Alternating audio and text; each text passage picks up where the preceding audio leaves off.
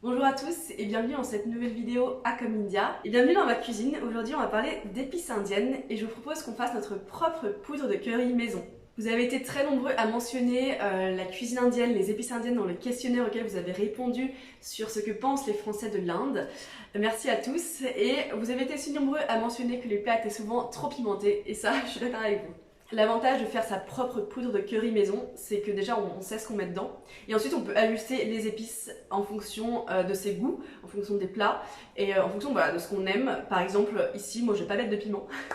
Alors bien sûr il n'y a pas une recette de poudre de curry maison identique et les poudres de curry varient en fonction de la région, en fonction des familles, en fonction du plat qu'on va cuisiner, en fonction des goûts, en fonction des épices qu'on a. Donc franchement ici je vais vous proposer une recette hyper simple, hyper rapide avec les épices qu'on a en France, qu'on a en général chez soi. Alors déjà il faut savoir que en fait, le mot curry qu'on utilise donc pour désigner en fait le mélange d'épices, parce qu'il faut savoir que le curry c'est pas une épice, hein, c'est un mélange d'épices.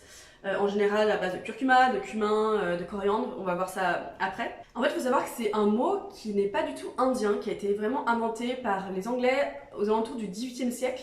Parce qu'en Inde, quand vous dites curry, en fait, ça désigne un plat en sauce, un plat mijoté. Et eux, le mélange d'épices, ce qu'ils appellent mélange d'épices, c'est vraiment le mot masala. On connaît par exemple le garam masala, c'est un mélange d'épices chaud. Garam, ça veut dire chaud, donc c'est vraiment épicé. Et du coup, en fait, on a associé le nom du plat à en fait ce mélange d'épices en France, en Europe, en Occident. C'est comme si, par exemple, je vous donne un exemple avec des plats vraiment français. C'est comme si on avait un plat, donc une quiche lorraine, une quiche, peu importe, et un mélange d'épices qu'on pourrait désigner les herbes de Provence. Et c'est comme si on avait utilisé le mot quiche pour désigner en fait le mélange d'épices herbes de Provence. Si vous parlez à des Indiens et que vous dites mets un peu de curry dans ta soupe, c'est comme si vous disiez mets un peu de quiche dans ta soupe. Ça n'a pas de sens. Et pour la petite anecdote, quand j'ai raconté à mon chéri que j'allais faire une vidéo pour faire sa propre poudre de curry maison, il m'a dit mais pourquoi, ça sert à quoi de faire sa poudre à l'avance? On peut pas l'adapter en fonction des plats. Je lui ai dit oui, je sais, mais en fait nous en France, en général on n'utilise que une poudre qui s'appelle la poudre de curry. Parce qu'en fait, eux, les Indiens, ils ajoutent les épices instantanément au moment de leur plat. Au moment de commencer leur plat, ils n'ont pas une poudre déjà toute faite. Et du coup, ils comprenaient pas pourquoi j'allais faire cette vidéo. Donc c'est pour vous expliquer en fait un peu la différence de pensée. Et donc eux, ils font le mélange instantanément en fonction du plat qu'ils préparent. En fait, il faut savoir que si vous utilisez la version poudre des épices, ça se conserve vraiment beaucoup moins longtemps, voire très peu longtemps. Si votre épice, elle sent plus rien, c'est que elle est passée. Donc la meilleure qualité que vous pouvez utiliser, c'est d'utiliser des épices en grains que vous moulez en fait au moment de les utiliser. Il faut surtout les épices les conserver à l'abri de la lumière, à l'abri de la chaleur et à l'abri de l'humidité. Donc vous voyez les porte-épices qu'on vous vend, c'est très joli mais c'est vraiment pas du tout utile, pas bien du tout pour conserver les épices. Alors qu'est-ce qu'on a comme épices en Inde? Donc là je vais vraiment vous présenter les épices principales.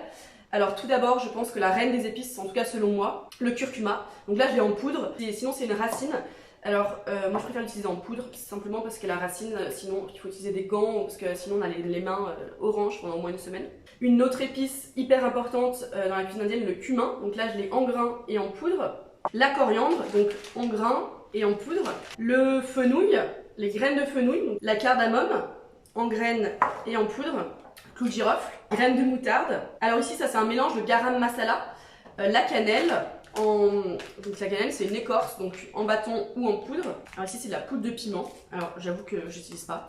Ce qui est aussi très connu, donc le gingembre, pareil c'est une racine. Et là je l'ai aussi en poudre. Le gingembre, il faut savoir que quasiment dans tous les plats indiens il y a du gingembre, de l'ail et de l'oignon, c'est vraiment indispensable. Bien sûr sel et poivre. Alors sel, ici c'est du sel rose de l'Himalaya, qu'ils appellent en fait rock salt ou éventuellement pink salt. Et il y a aussi le sel noir, le kala namak ou le black salt, qui a un goût vraiment particulier, super bon. Et également du poivre, donc là c'est du poivre moulu, mais voilà, on peut aussi utiliser des poivres en grains. Il y a aussi des feuilles, donc ça c'est des bay leaves, donc en fait c'est des feuilles de laurier, de l'anis étoilé, deux épices qui sont pas très connues, qu'on utilise beaucoup moins. Le fenugrec en poudre et en grains, donc c'est des petits grains carrés. L'azafetida, alors ça je l'ai connu avec l'Ayurveda, il faut en mettre un tout petit peu au début. Pour la petite histoire, c'est une épice que j'ai achetée en Inde et je ne sais toujours pas ce que c'est, j'ai jamais trouvé ce que c'était. J'ai oublié en fait au moment où je l'ai acheté. Donc c'est parti, munissez-vous d'un pot vide, d'une cuillère à soupe et je vais vous présenter les épices qu'on va mettre. Alors ici vraiment ça va être très simple, on va dire que c'est de la cuisine franco-indienne hein, et c'est clairement c'est selon ma recette, donc on va dire Alice a comme yoga recette. On va prendre du curcuma à la base, du cumin, alors on va faire la version en poudre, si vous avez les poudres, on aura juste à mélanger. On va faire la version en grains qu'on va torréfier et qu'on va moudre. Donc curcuma, cumin, coriandre et garam masala. C'est tout. Garam masala en général on peut le trouver en grande surface ou éventuellement en épicerie asiatique. Peut-être qu'une prochaine fois on fera notre propre garam masala. Donc munissez-vous d'un récipient de votre choix que vous avez au préalable stérilisé ou désinfecté. Attendez qu'il soit bien sec. Les quantités sont à ajuster vraiment en fonction de ce que vous souhaitez. Seulement gardez les proportions. On va ajouter 2 cuillères à soupe de curcuma en poudre. La couleur est magnifique. Évitez de faire ça avec un t-shirt blanc ou éventuellement mettez un tablier. 2 cuillères à soupe de cumin moulu. Essayez de faire à peu près les mêmes cuillères à soupe, hein, mais c'est pas grave si c'est pas très juste, hein, c'est ça aussi qui fait le charme de la cuisine indienne. 2 cuillères à soupe de garam masala. Alors en fait, moi j'ai dit que je mettais pas de piment dans cette poudre de curry, mais sachez que dans le garam masala il y a un peu de piment, donc ajustez aussi en fonction des goûts. Et 2 cuillères à soupe de coriandre, donc c'est très simple, c'est vraiment les épices de base d'un curry ou d'un masala devrais-je dire. Si vous aimez vraiment le piment, n'hésitez pas à en rajouter. Plus une poudre est orange, comme on a l'habitude de connaître, plus c'est qu'elle contient du curcuma. Plus une poudre peut être rouge, c'est qu'elle contient éventuellement du piment ou du paprika. Et voilà votre superbe poudre de curry maison fait en 10 secondes chrono. Pour les épices en grains, munissez-vous soit d'un mortier, soit d'un moulin à café.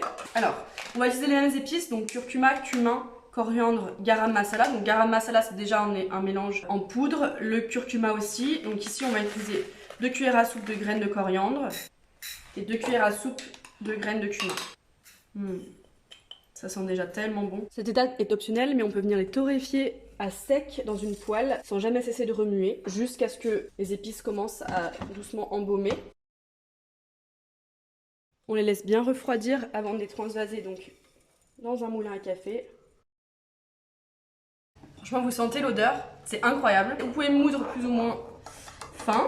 On va rajouter donc les 2 cuillères de curcuma et les 2 cuillères de garam masala.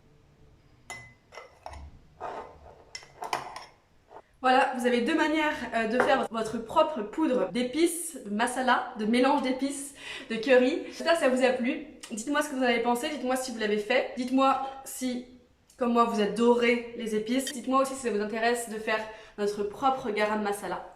Je vous dis à bientôt, n'hésitez pas à liker la vidéo, à vous abonner. Merci.